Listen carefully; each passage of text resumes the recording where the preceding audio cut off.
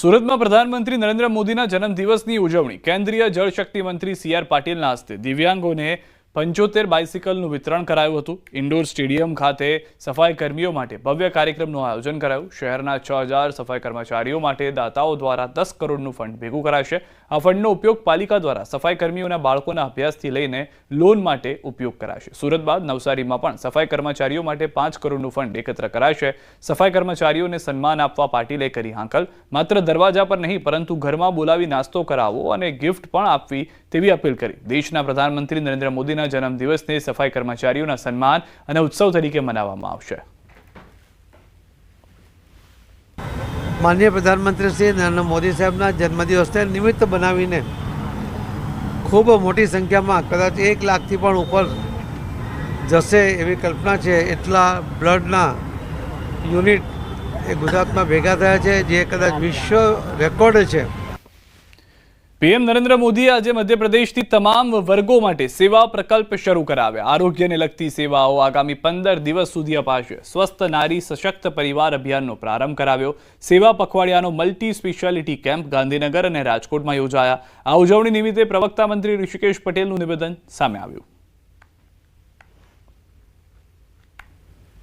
સશક્ત બનાવવાથી પરિવાર સશક્ત બને છે એ ભાવ સાથે એમને ધાર મુકામથી આખા દેશમાં એક આ જન આંદોલન 15 દિવસના આ જન પખવાડિયું કે જે સામાન્ય લોકોને આરોગ્યની સેવાઓ ઉપલબ્ધ કરાવવા માટે જે મુહિમ આજથી ચાલુ કરી છે। ક્યાંય એના આરોગ્ય શિક્ષણ રોજગાર જેવી તમામ બાબતોને સાથે લઈને ચાલતી સરકારના એક ભાવ સાથે આ વ્યવસ્થાઓ પૂરેપૂરી લોકો સુધી પહોંચે એના માટે ધાર મુકામથી એમને આજે આ સેવા પખવાડિયાનો શરૂઆત કરાવી છે।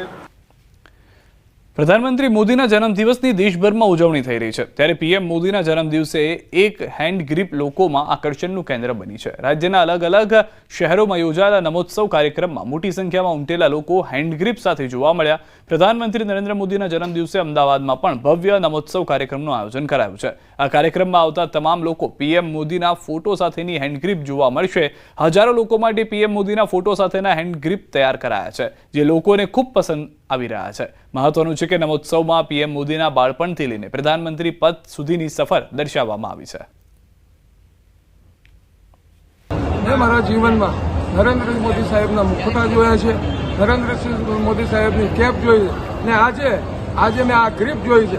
એટલે હું 75માં જન્મદિવસે મને આ ગ્રીપ ખૂબ પસંદ આવી છે અને હું 75માં જન્મદિવસે તેમને ખૂબ દિલથી શુભકામના